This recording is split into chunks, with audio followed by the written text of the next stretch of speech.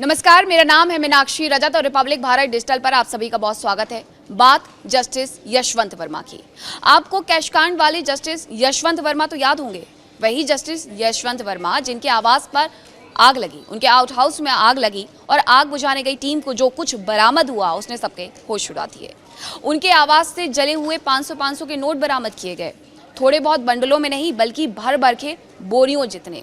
अब इन्हीं जस्टिस यशवंत वर्मा के खिलाफ मॉनसून सत्र में हो सकता है कि सरकार के द्वारा महाभियोग प्रस्ताव लाया जाए। महाभियोग प्रस्ताव यानी कि उन्हें पद से हटाया जा सकता है। सबसे पहले बात करते हैं टाइमलाइन की कि आखिरकार इस पूरे केस में अब तक क्या हुआ है। बात 14 मार्च की है। आग लगती है उनके आवास के आउट हाउस में। बुलाया जाता है फायर ब्रिगेड की टीम को आग बुझाने के लिए। आग बुझाने के लिए टीम पहुंचती है, लेकिन 500 के जले हुए नोट बरामद करती है। नोट मिलते हैं और इसके बारे में खबरें सामने आने लगती हैं। उसके बाद मामला तूल पकड़ता है। 22 मार्च को सीजेआई, पूर्व सीजेआई जस्टिस संजीव खन्ना की तरफ से 3 सदस्यीय समिति बनाई जाती है। इस समिति का कार्य होता है कि इन्हें सच का पता लगाना है। जांच रिपोर्ट पूर्व सीजेआई को सौंपना है। अब संजीव खन्ना ने आदेश दिए थे तो काम शुरू भी हो जाता है और काम करते हुए रिपोर्ट 3 मई को सौंप दी जाती है। जो 3 मई को रिपोर्ट सौंपी गई थी उसमें बताया गया कि आरोप सही पाए गए हैं। अब आगे का कार्य ये होता है पूर्व जस्टिस संजीव खन्ना का कि उन्हें इस रिपोर्ट को प्रधानमंत्री और राष्ट्रपति को सौंपना है। उनकी तरफ से ऐसा किया भी जाता है।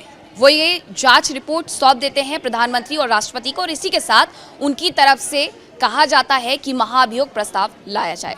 अब पूर्व सीजेआई की तरफ से कहा गया है, तत्कालीन सीजेआई की तरफ से कहा गया है तो लाना ही होगा महाभियोग प्रस्ताव।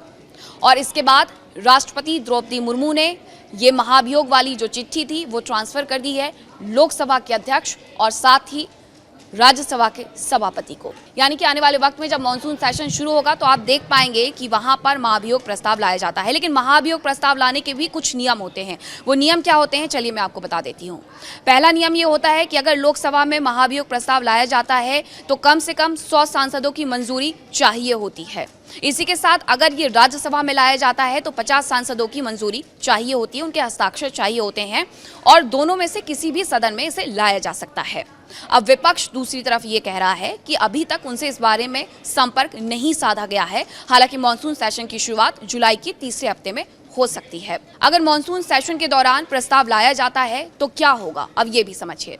महाभियोग प्रस्ताव के तहत 2/3 बहुमत मिलना चाहिए संसद के अंदर ताकि महाभियोग प्रस्ताव को सपोर्ट मिले और जस्टिस वर्मा को हटाया जा सके।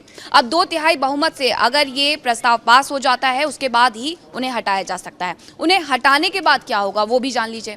हटाने के बाद आगे की कार्रवाई कुछ इस तरह से होगी कि महाभियोग प्रस्ताव के बाद हटा दिए जाएंगे। अब वो पद मुक्त हो जाएंगे, यानी उन पर अब एफआईआर दर्ज की जा सकती है। एफआईआर दर्ज होगी तो तमाम सबूत अगर मिलते हैं तो उन पर कार्रवाई भी की जाएगी।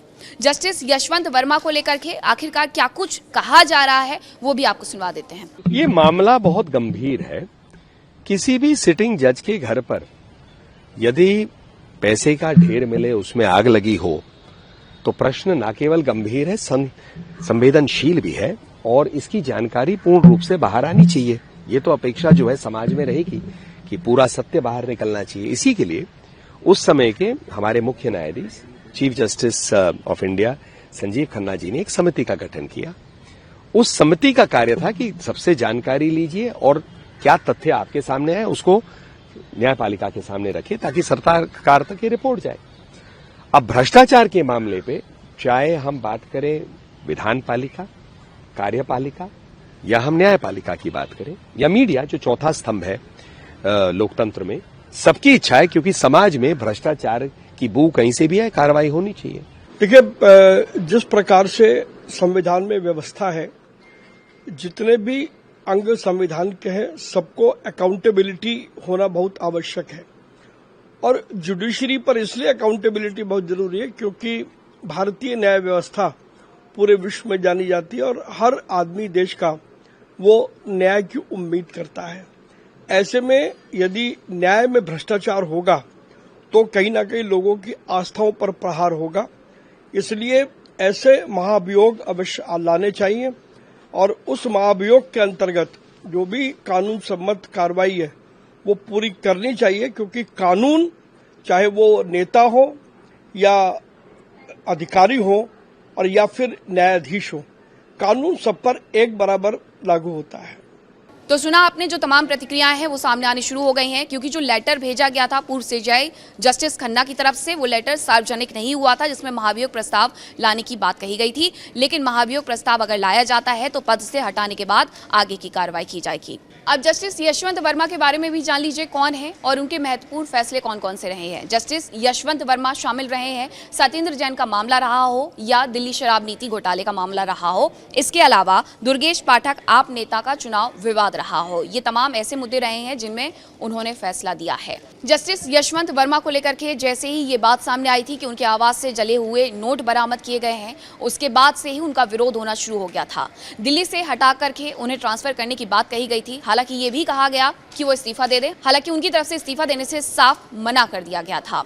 जैसे उनका ट्रांसफर इलाहाबाद हाईकोर्ट में किया जाता है, इलाहाबाद हाईकोर्ट की बार बेंच के द्वारा एक बड़ा प्रदर्शन किया जाता है। इलाहाबाद हाईकोर्ट की बार बेंच के अध्यक्ष और वहां के कुछ जस्टिस आकर के मुलाकात भी करते हैं, वकील आकर के मुलाकात करते हैं तत्कालीन सीजेआई संजीव खन्ना से।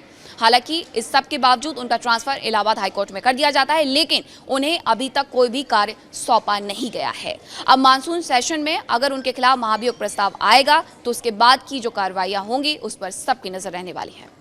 रिपब्लिक भारत डिजिटल पर ऐसी तमाम रोचक जानकारियों के लिए बने रहिए। नमस्कार।